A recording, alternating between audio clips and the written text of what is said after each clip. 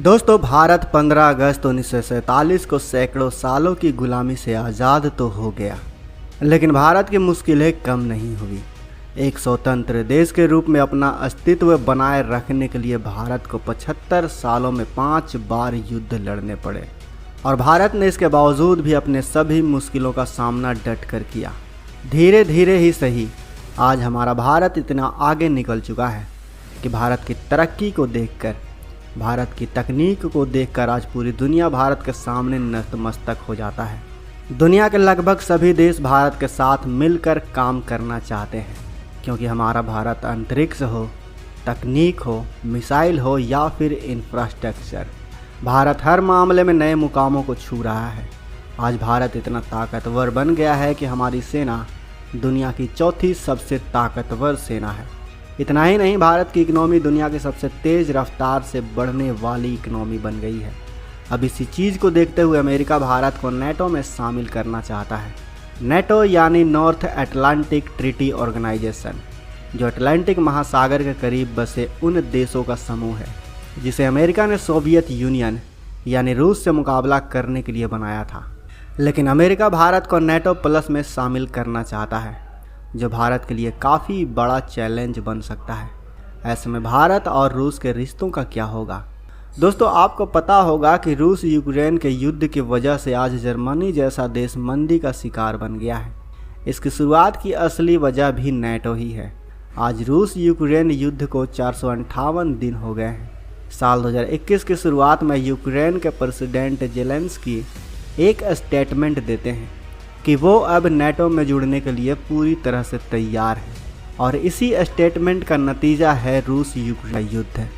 आप ही सोचिए कि यूक्रेन के हालात आज एक स्टेटमेंट की वजह से ख़राब हैं, तो यहाँ तो बात भारत को नेटो प्लस में शामिल करने की हो रही है। ऐसे में सवाल उठता है कि अगर भारत नेटो प्लस को ज्वाइन कर लेता है तो हमारे और रूस के रिश्तों में कितना फ़र्क पड़ेगा? क्या रूस भारत पर भी हमला कर देगा? क्योंकि पुतिन को नाटो से काफ़ी नफरत है।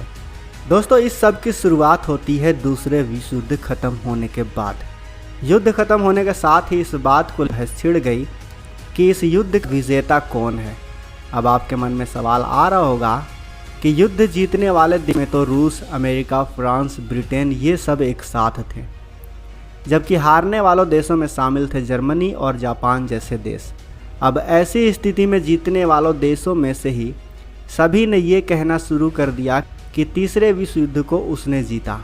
अब फ्रांस और ब्रिटेन ने यह ऐलान कर दिया कि जो हमें पैसा देगा उसे ही हम मानेंगे इस युद्ध का असली विजेता। तो अमेरिका ने वर्ल्ड बैंक और IMF जैसी संस्था को बना दिया।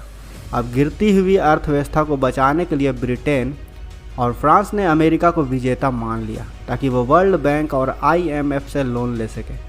लेकिन सोवियत यूनियन ने अमेरिका को विजेता मानने से इनकार कर दिया।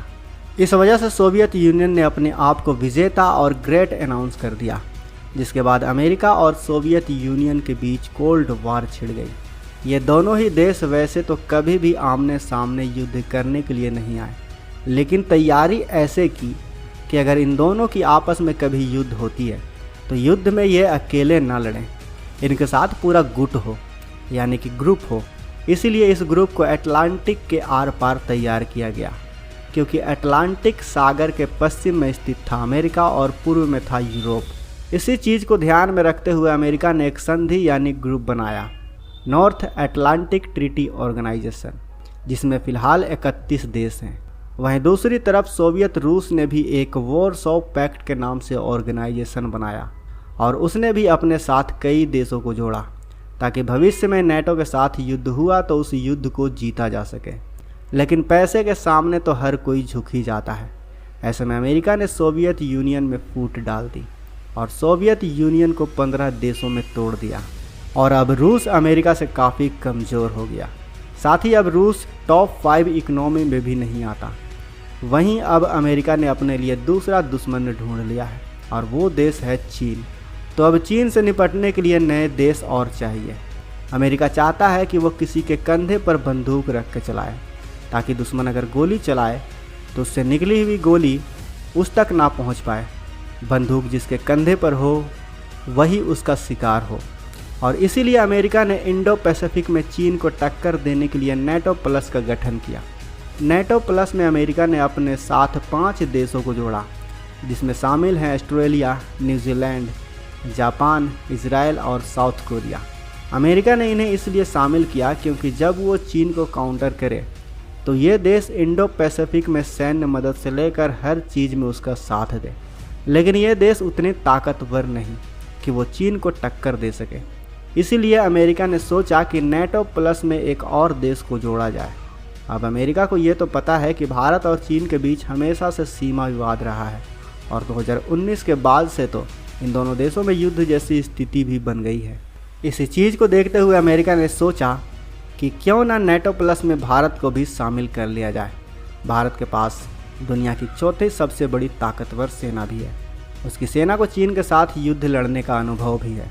अब अगर चीन रूस की तरह ही ताइवान पर हमला कर देता है तो अमेरिका को चीन को काउंटर करने के लिए भारत की ज़रूरत पड़ेगी। अमेरिका की एक कमेटी आज अमेरिकी सरकार से कह रही है कि भारत को नेटो प्लस में शामिल कर लेना चाहिए। अब सवाल यह है कि क्या भारत नेटो में जुड़ना चाहेगा। देखिए, भारत गुटनिरपेक्ष नीति का होल्डर रहा है, यानी भारत हमेशा से सबको साथ लेकर चलने वाला देश है। लेकिन अगर स्थिति बिगड़ती है और चीन रूस की मित्रता और भी ज़्यादा बढ़ने लगती है तो चीन को काउंटर करने के लिए भारत को शायद अमेरिका का साथ चाहिए। हालांकि ये कहना भी कि भारत नेटो प्लस को ज्वाइन करेगा, ये काफ़ी जल्दीबाजी होगी। वैसे दोस्तों, आपको क्या लगता है, क्या भारत को नेटो प्लस में ज्वाइन होना चाहिए या फिर भारत को अमेरिका के झांसे में नहीं आना चाहिए? क्या लगता है आपको? अपने विचार हमें कमेंट बॉक्स में अवश्य बताएं। वीडियो अच्छी लगी हो तो वीडियो को लाइक ज़रूर करें और अपने दोस्तों के साथ शेयर करें। बाकी अगर आपने अभी तक इस चैनल को सब्सक्राइब नहीं किया है तो इस चैनल को भी सब्सक्राइब कर लें। साथ ही बगल में जो बेल आइकन का बटन है उस पर ऑल पर भी क्लिक कर लें ताकि हमारी आने वाली वीडियो को आप मिस ना कर सकें। मिलते हैं अगले वीडियो में। जय हिंद।